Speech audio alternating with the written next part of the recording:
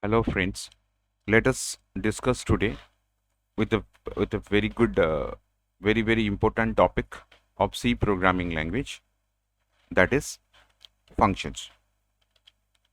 You know, in C programming language, functions and variables are the building blocks of a C programming language. Without variable, without function, we cannot able to think for writing any program. So variables and functions both are required to write any kind of function. Right now, in this particular one is a very good question for your interview room. If you are appearing for your interview, definitely 90 out of 100 times your interviewer will asking you, can you please tell me what a function is and why we require function in programming language, right? For that you need to tell a single line answer, and the answer is function always follow the principle write once and use anywhere. Not anywhere actually, write once, use many. Means you have to write a code, a group of code only for once under a name, and that particular name can be called number of times and as and when I require within certain boundary. Right? This is what the function is. Now, this is a very good answer to your interview.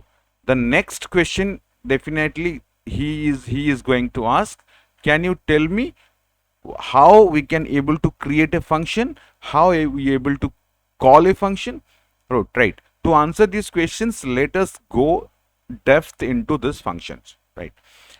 Functions in C programming language are basically of two types. One is a built-in function, second one is a user-defined function. Now, before going to built-in and user-defined function, let us see life without function in programming language. Suppose there will be no function in programming language. Suppose there will be no concept of function in a programming language, and you will agree with me there is a function called as printf that we are quite happily use every time we are writing a C program. Some people, or maybe Dennis Ritchie, the developer and designer of C programming language, definitely written some code for printf. Suppose he has written 5 lines of code for printf. Somewhere it is stored, right? And what we are doing, we are happily calling that printf in one line. Whenever we have to print, instead of this 6 line of code, we are writing a single line of code.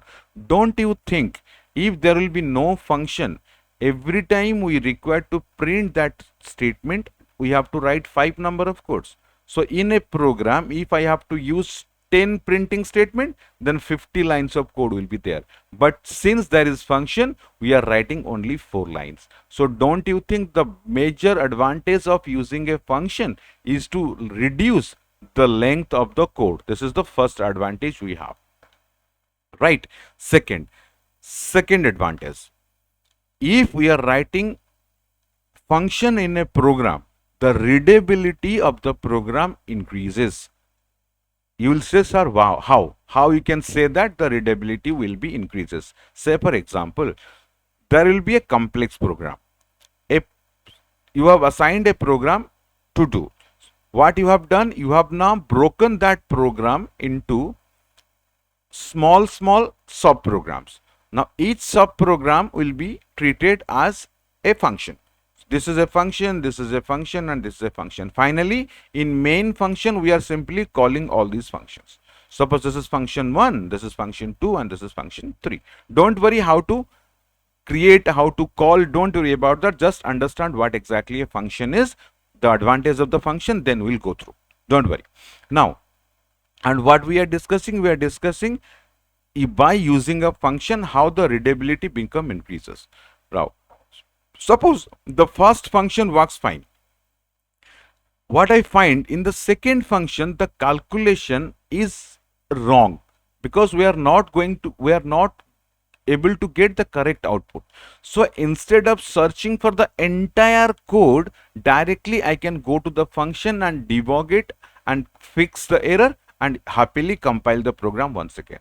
If the same line of code will be flattened in a single program, then you will have to search for where that code is located.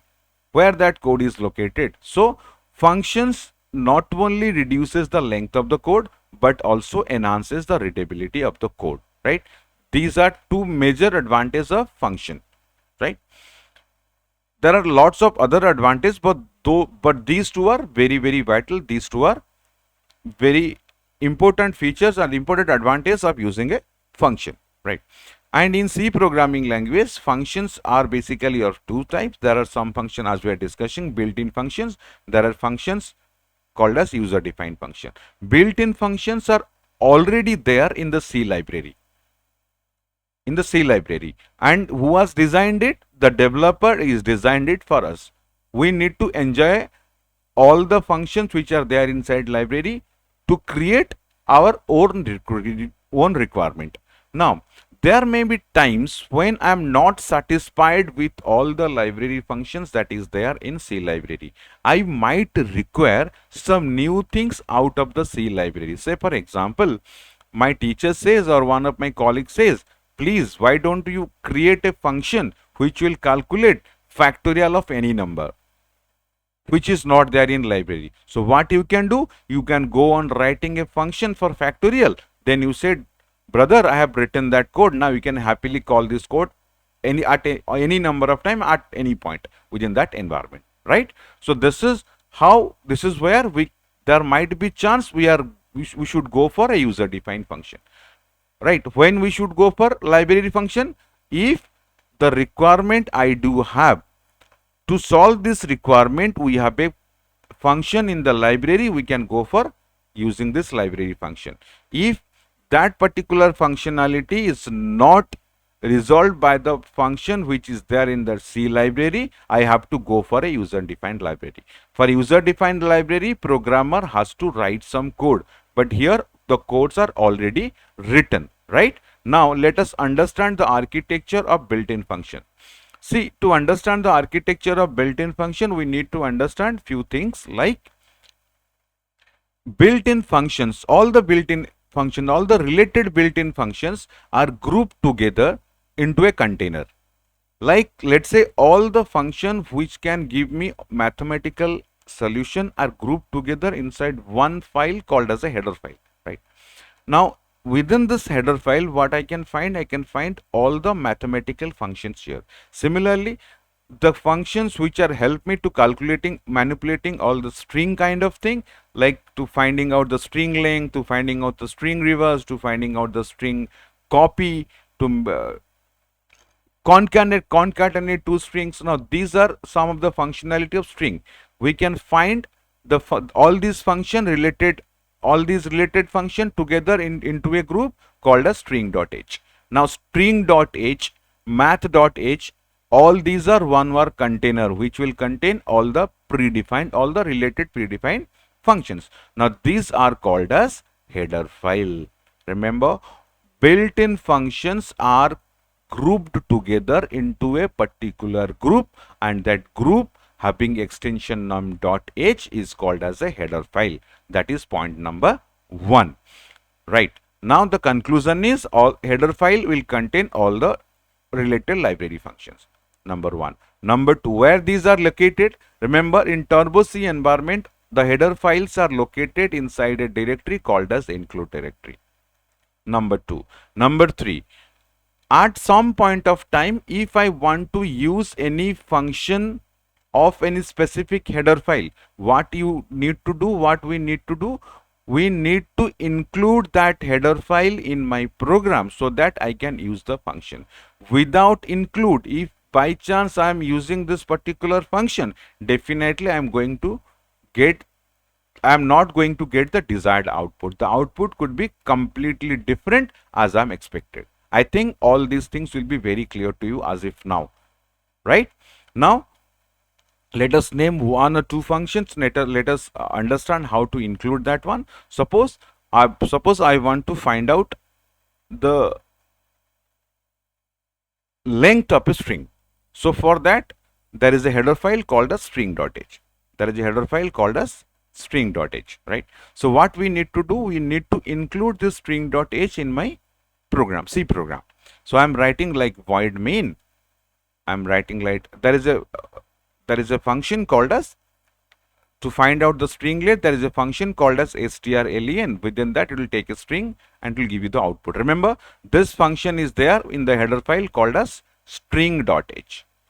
String.h. Remember this point. Now, whenever I am writing, before going to write the program, the first responsibility is we need to include that. And what is the procedure to include? This is the only procedure by which you can include the header file. We have to go for this kind of notation. What this one is, what this particular symbol is, this particular symbol is hash, right? Don't spell out like that. This has a specific nomenclature, and the nomenclature is called as, the terminology is called as preprocessor directives. Remember this point, preprocessor directives. This is a command for preprocessor directive. This is one of the command. We have a lot of commands for preprocessor directives. This is the name of the header file that you want to include. Now, three things are clear. What these three things are. Then we'll discuss some point about this preprocessor directives, right? Now, let us understand what exactly preprocessor directives are and how they are helping me. Preprocessor directives is always represented with a sign hash. This is called as preprocessor, right? Preprocessor originally is a microprocessor. Remember this point. This is originally a microprocessor. What it will do? It will transfer your code before compilation. I repeat, it will transfer your code before compilation. Means all the preprocessor directives are executed before the compilation starts. Please keep this in mind. This is a very good question for your interview room. Can you please tell me what is preprocessor directives and what is the role of preprocessor directives, and when it is executed? You can say these are executed before the compilation starts, and what it do, let us understand. Suppose we'll be taking we'll be taking an example. Suppose there is a program, this is my C program. Here I have written 10 lines of code. I have included a header file called as math.h. Now, when you start this program, the first one will be handed over to the preprocessor. What this preprocessor will do? Preprocessor is a software which will directly read these preprocessor directives. Now, all the preprocessor directive statements will be processed with the help of preprocessor. Now, preprocessor will process this code first.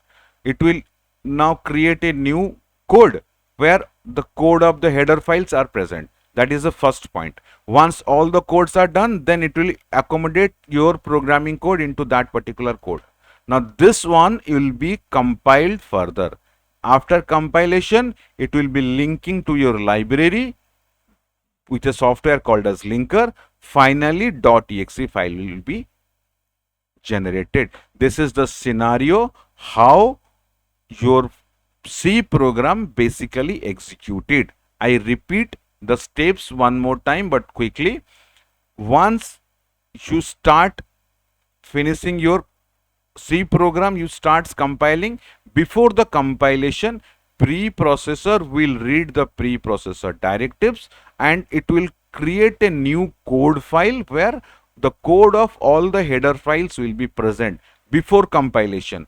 And once all the codes are there, it will again go on adding the codes written in your program with this. Once it will be completed in one, then it will go to the compiler. That means if I have written a programming code of 10 lines with hash include something. Now, how many, suppose the header file is containing 300 lines. So now how many code of lines will be compiled? 400 codes of line will be compiled. 300 for this one, then 10 for this one. I'm sorry, this will be not 300, this will be 310. So 310 lines will be compiled instead of only 10 lines. So this is the role of preprocessor directives and preprocessor, right? So keep that point in mind. All the preprocessor directives will be executed before the compilation starts, right? Keep that one in mind. And what it will do, it will transfer your code before compilation. These two are two functionality of preprocessor directives. And recently I have shared with you hash and include, preprocessor followed by include. Include is a command. The role of include is to include the code written inside this .h file here so that preprocessor can read the codes. This is how you can able to include any header file in your program, and there is no limit how many header files you can write in a program. In some program, if you want, you can go for 3 header file, 4 header files, 5 header files, 6 header files. Number of header files you can happily add in your program. But remember, it is always recommended you should add those header files only if you are required. Otherwise, unnecessarily the code, the length of your program will be more and the readability of the program will be reduced. So what we are intending to write not only programs but also efficient programs. This is very, very vital to understand, right? Now, to use any library functions, you are clear. To use any library function, we should refer to the corresponding header file so that I can happily use the function that is present inside header file. We can go for one example, then we can discuss for user defined functions. Before user defined function, we need to understand few more things. Before that, let me clear you about few things. Suppose I have to go for hash include